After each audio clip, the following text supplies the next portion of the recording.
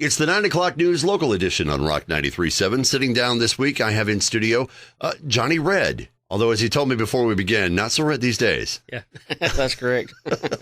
I can associate with that. I have a few white hairs of my own that have kind of popped in. Kind of lost my identity along the way. Well, we still ain't calling you Johnny. What's his name? So right. that's a good thing. So how long have you been in this area?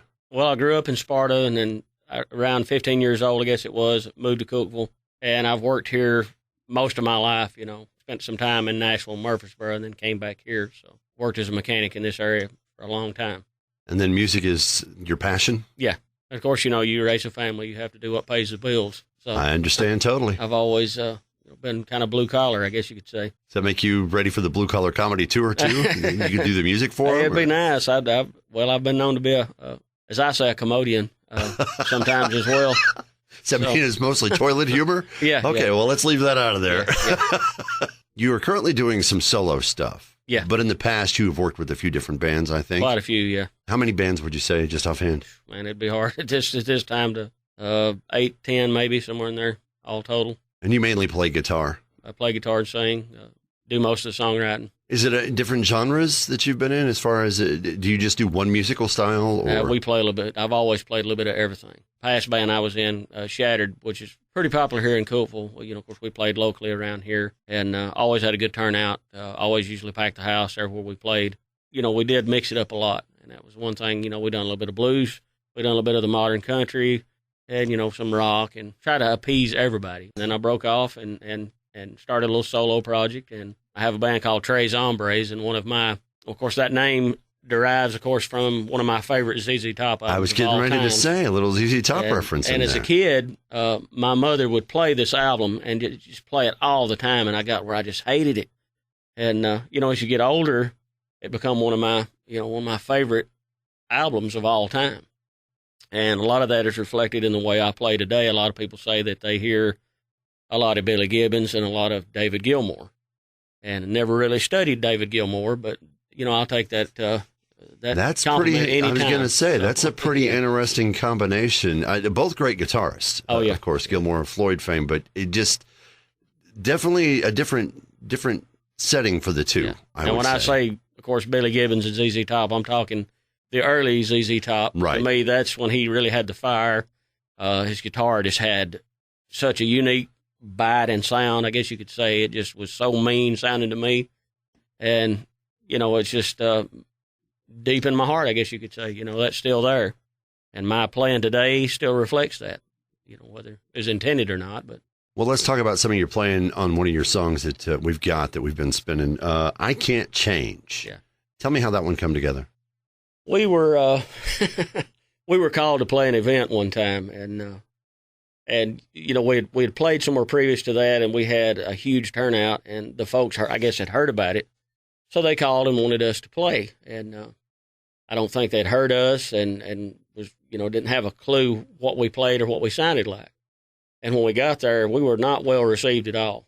They did not like us, you know, and just they come from that, and then too, you know, knowing that in your life, you know, the things that happen to you make you who you are, you know, and we can't change who we are. We just who we are, you know. We're it's in our DNA. You know, and there's nothing can change that. And, you know, I'm not going to change to make somebody else happy, you know, right. Pretend to be somebody else that I'm not. And it's kind of a lot of that. All right, well, that's where it bases itself out of, so why don't we give it a listen? Okay. This is I Can't Change. It's Johnny Red on the 9 o'clock news local edition on Rock 93.7. It's the 9 o'clock news local edition on Rock 93.7, and every week we talk with a different band or artist. This week we are talking with Johnny Red, who has struck out on his own, picked up his axe and just kind of took off. You have played with some different groups, and in fact, we were talking, you're still playing with a bit of a get-together called Tres Hombres, kind of a newer thing that you've been working on, but yes, sir. You're not really getting out and doing performances right now. So are you working on doing some more material? Yeah, we're working on recording. We just got started, and the only time we can record is on the weekends. And it's been really, really hard to get in there and get it done lately.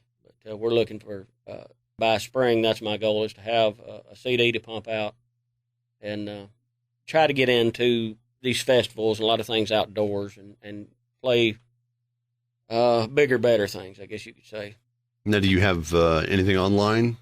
Are you Not at this time, no. No, at the Other than moment. I have a Do you few have songs. Facebook? Or Yeah, on Facebook we do have some material on there. do they look for you or look for Tres Hombres? What do they look for? Kind of both. It's I guess you could go to my Facebook page, and then Tres Hombres is also that I have attached to that.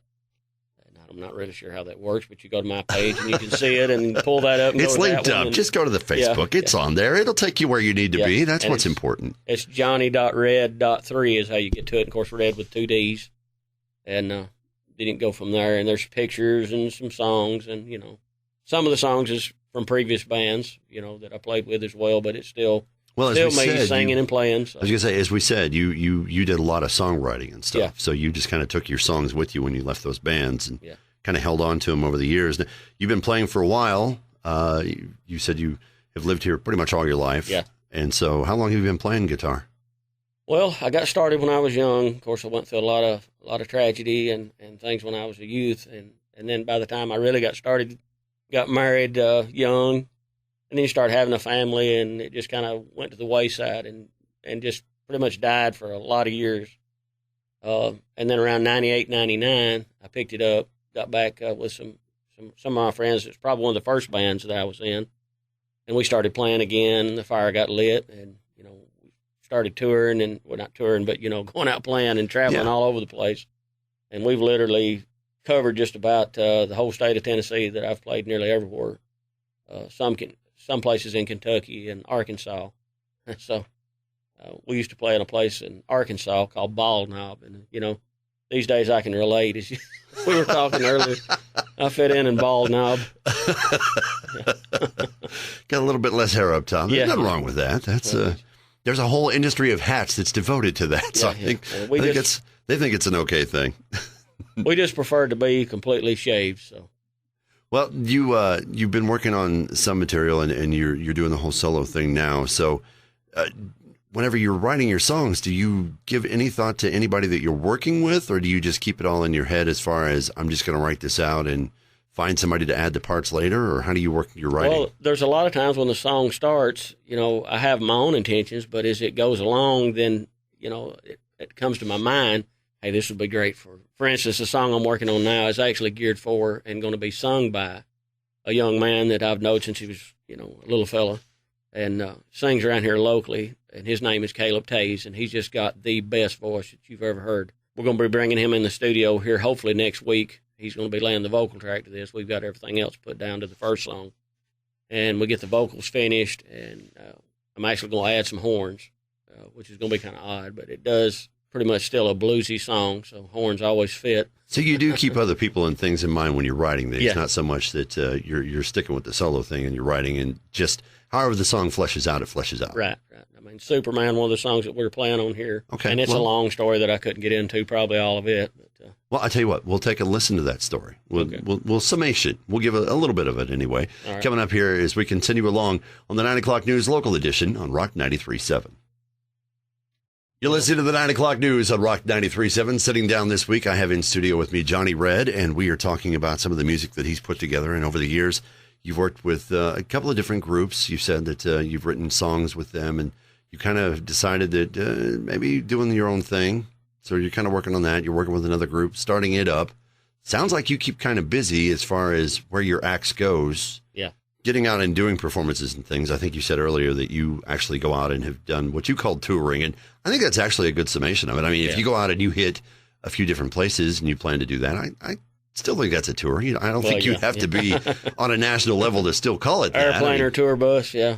There's a lot of bands that just hit clubs across the U.S. traveling in a van, so I think that kind of fits. But what's the farthest you've been? You said you've been up to Kentucky. What's the farthest away from here that you've been? Well, I've played in Ohio. Played some down in Florida. It's been many years ago. It's been pretty much it. It's mostly Tennessee.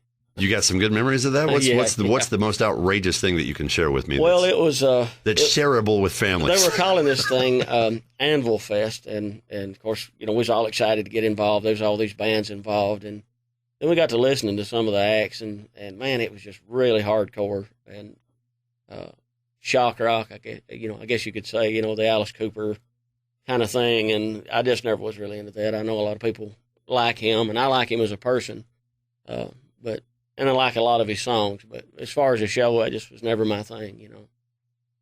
I'm not really so much into the drama as I am the performance. So did you have to adapt your performance, or did you just, okay, we got to go? We ended up actually, you know, talking with the guy and changing. It was really strange. It was really, we didn't really fit in with that group. I don't know how we ever got there, but our music was so different. Well, let's talk about one more of your songs.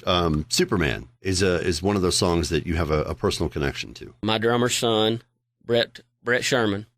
At the time, I was working with Brett and a whole bunch of kids giving guitar lessons, and Brett was my star student. And Brett was playing around at the rock quarry on the left if you're going towards Sparta. And Brett was there playing and you know, doing things he shouldn't be doing, and walked out on a ledge, and a rock that he was standing on broke, and he basically fell 140, 50 feet, and it just crushed us. I mean, it was like I lost a son of my own, and man, it hurt. It still hurts today. I still will tear up. And we were playing, you know, we got back together. The band was actually broke up at that time. We got back together, and I always wanted to do a song for him. We were traveling to Arkansas, as a matter of fact, and we got to Memphis, and it just started coming. And I told David, I said, give me a pad, give me a pen. And it was just coming faster than I could write it down. And, you know, when you're writing a song, you look for that hook, you know, that title and something that just keeps drawing, you know, you keep coming back to in that song. And it was odd that the title became Superman. And it was, you know, about Brett and some other things. But, you know, what we found out about Brett is after he had passed, the impact that he had on these other high school kids that he'd went to school with, you know, that he was talking to and helping those that were into cutting and having a lot of problems at home. He was encouraging these people. And we had no idea until after he had passed. And, you know, all these letters were coming in and all these things were happening. And, man, that song with those high school kids, you know, after we wrote it, just connected so deep. And it just, you know, there's so much to it. Like I said, it's hard to talk about it all here, and most of it I couldn't. I'd probably end up crying like a girl. Well, you know what? I'm going to tell you as a man, sometimes that's okay. Yeah. It is Johnny Red. It is Superman on the 9 o'clock news local edition on Rock 93.7. Well, it's the 9 o'clock news local edition on Rock 93.7. Talking this week, I have with me Johnny Red, and we were discussing some of your songs earlier and the material that you've been working on. And now you've actually decided, I think as you put it, to work on some more original material. So had you just mainly focused on doing covers and stuff before now, or? Well, we kind of mix some of my songs in occasionally, you know, as we doing that. But, you know, the thing about having originals, it's not on the radio or people can relate to. Sometimes if you do too much of that, they get bored. Do you think that as far as doing that, getting people to connect with one of your songs, is it getting a chance to go back and perform at the same location? Because, like you said, not every song gets to be heard on the radio, so you have to get out and share that with them. So I'm guessing that's where the whole finding a place to play is so important. Yes. A lot of people don't see that. A lot of these club owners and venue owners, you know, they want to have a band in and expect them to draw a huge crowd. Well, until you're, you know, frequent with that place, it's hard to draw a crowd. And we've had great success here in Cookeville. Like I said, we played what used to be the Ale House till it closed. We had a packed house every time we played there. And we had, you know, we'd developed people that had saw us play and kept coming back. When they heard that we'd be there, they wanted to watch us play. So they would show up. And I'm sure that's still happening with that band, even though, you know, I've kind of stepped out of the band Shattered.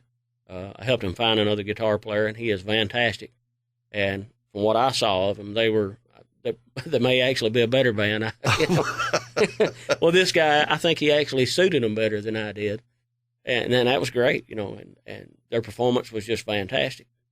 I've got in mind what I want to do. And, you know, at my age, you know, I'm looking at, you know, I've been playing a long time, and, you know, I just want to be able to do what I feel in my heart and what I'm passionate about, like we talked about earlier. You know, that's what I want to put out there. That's what I want people to see is who I really am as far as a musician. Most people that see me play live, you know, they know I get lost, and I just let it all hang out. And I think that's what a lot of people enjoy. You know, for instance, when I go to Nashville, we go to listen to music, and you can bounce around, and I just get so disgusted because it's so many musicians. It's what I call the Nashville studio musician, and everybody plays safe, and they all play similar material. Nobody takes any chances. There's no excitement to me. You know, I like to see a guy, I mean, when you watch Steve Ray Vaughan and some of these other players, just reach down inside themselves, and I mean, just let it all hang out. Not afraid to make a mistake here and there, and, and just let it rip. And that's kind of the way I've always been. Music comes out from the inside. Yeah. I mean, it's not so much that I focus on a particular scale or this part of the song I'm going to do it this way. A lot of people know when they come see me play. Each time I play a song, there's going to be a different feel and a different vibe. It depends on what I'm going through at that time, and what I'm feeling that night. That just comes with it. Some nights it is not that great, and other nights it's just spectacular. And that's just music to me. That's the way it should be. I'll tell you what, we will end it on that. Thank you so much, Johnny. I appreciate you coming in to share these stories with us and to talk with us about your music. Looking forward to more stuff from you. You say you got the project Tres Hombres that you got working together, and hopefully you'll have that within next year. So should have another song in here within a month. Okay, well, we're looking forward to that. And on that note, I want to say thank you. Thank you. This has been the 9 o'clock news local edition on Rock 93.7.